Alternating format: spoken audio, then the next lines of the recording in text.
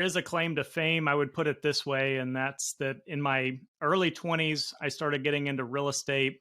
Always had the idea or the ambition to build up passive income streams that I could end up living on long term.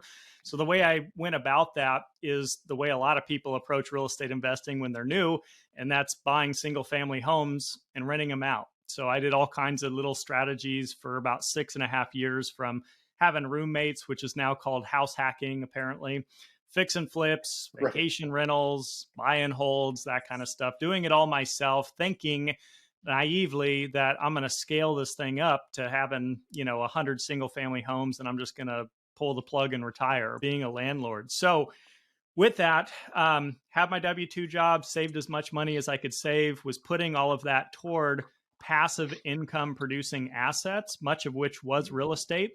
And in 2015 and 16, decided to sell off my single family homes and really take that strategy serious, since they had opened up to me freely as mentors to help me learn that path. And so I've been on that path ever since. It's been, I don't know, 7-8 years. I'm bad at math, but anyway, just been a full-time LP ever since.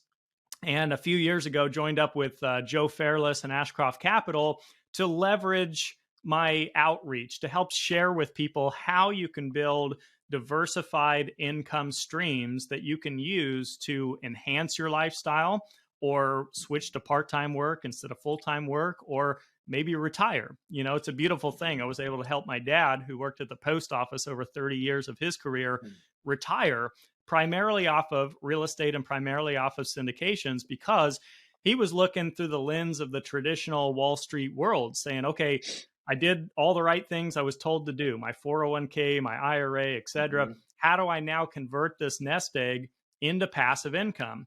And at the time when he retired, he's looking around saying, well, bonds are 2% yield and the bank's not paying me anything, and annuities are 3%. How am I supposed to retire on passive income? And so Yeah. it can really lead to something called time freedom. That's the term I like to use. And for him, it was about he wanted time away from work. He wanted retirement. He wanted time with me, my sisters, family. And so the bigger picture here is not about dollars and cents. It's Mhm. about freeing up your time. And you can do that through private placements. And that's primarily why I chose that as my primary niche. So that's kind of the story Awesome. in a nutshell. Yeah, so there's ton to unpack there, and it's a similar journey we hear time and time and time again about people know that real estate is most likely a path to this time freedom that we're all searching for, and financial freedom as well. Um, and the easiest thing it seems like to jump into is the single family space. I did the same thing. I've interviewed dozens of other people that have done exactly that. So um, I know part of your journey is helping to educate folks on passive investing initially. Do you think it actually is a good path to go down the single family space, or is it better to just jump right into passive investing initially? I certainly have my own opinions, but I'd love to hear your thoughts. It's a great question. I've been asked this a lot. If you could rewind Sure. back to your first deal, Travis, would you have been a passive investor? The answer is yes and no.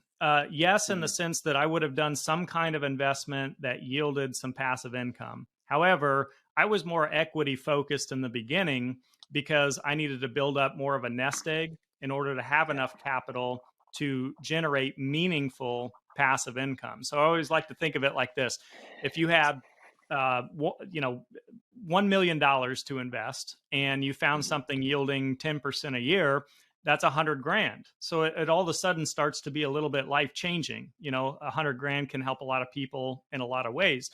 But if you're talking about having $500 to your name and that's what you have to invest, would you go do something at a 10% yield? It's just not going to be life changing, right? So I Yeah. think there's a lot of benefits to learning the foundation of real estate if that's what you want to do, if that's your interest, if you think maybe I want to be a house flipper, maybe I want to be a general partner in a syndication, maybe I want to be the person because I'm a handyman or handy woman, or Mhm. I have a background in this, or I come from a family of do it yourself. I mean, there's a lot of reasons why people are active in the space, but I learned the hard way going through the motions the wrong way, not knowing Mm-hmm. how to Mm-hmm. screen tenants, not knowing how to do handyman work, not knowing how to build teams, not understanding the tax code. So I just made a lot of mistakes. And for me, it just became a headache and a hassle. And so I wasn't enjoying the active business of being in real estate. What I was enjoying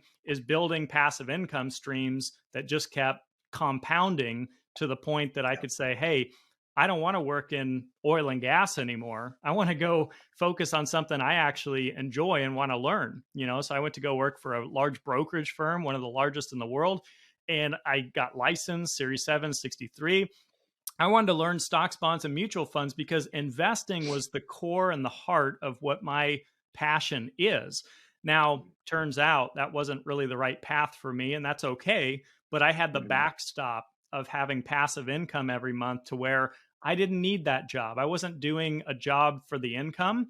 I was doing it for the experience. And I think Mm-hmm. that's a very rewarding place to put yourself in or to build up to, is where you can take a sabbatical. You can take 6 months off of work. You can, like I said earlier, transition to part-time work. You can go pursue what it is you're really interested in. Well, there you have it, ladies and gentlemen. Another episode of The Gentle Art of Crushing It. It was an amazing episode. We know we sure learned a lot, and we hope you did as well. We want to take a second and thank you so much for viewing or listening to this episode.